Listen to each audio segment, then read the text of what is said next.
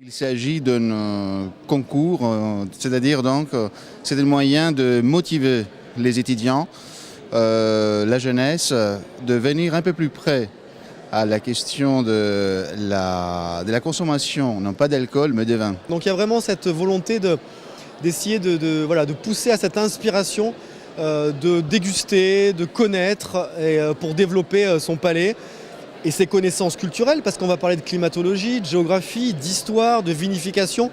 Donc c'est quelque chose d'assez complet finalement des dégustations et on pousse les étudiants des différentes filières de l'université et d'ailleurs dans cette direction-là. Ce sont des étudiants et des jeunes qui ont vraiment une connaissance très très pointue sur ce qui est le vin, sur cette richesse culturelle. Mais bon, sans doute, il y a aussi un aspect pédagogique dans ces démarches. Déjà, on va jouer sur la diversité des vins. On va essayer de ne pas répéter des régions, on va essayer de ne pas répéter des cépages, des millésimes. On va jouer véritablement sur la diversité. Et puis après, il faut que les vins aient une certaine typicité. Alors on est sur un concept qui est assez abouti, qui ne bouge pas énormément parce que voilà, on est à une vitesse de croisière. On a quand même de plus en plus de partenaires et de partenaires privés qui donnent des lots de plus en plus prestigieux. Voilà, on est ravis de ce soutien, clairement. Ils viennent à la soirée, ils viennent voir comment ça se passe.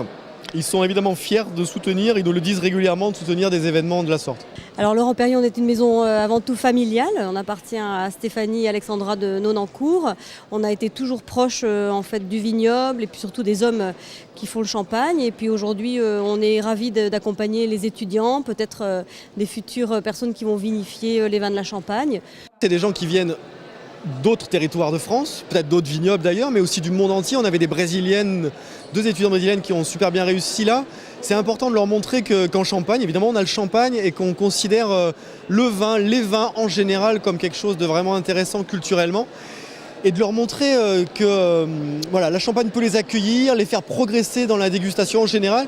Et ils vont repartir, ils vont parler du champagne, mais ils vont aussi parler de la manière dont on parle du vin dans ce territoire. Et ça, c'est important qu'on ait ces ambassadeurs qui repartent partout dans le monde. L'idée, c'est effectivement d'éveiller les sens au patrimoine gustatif, mais aussi à toute la culture de notre pays. Tout ce qu'ils découvriront chez nous, je pense qu'ils deviendront ensuite nos ambassadeurs pour pouvoir l'emmener dans leur pays et partager notre patrimoine avec d'autres qui n'ont pas eu la chance de venir chez nous.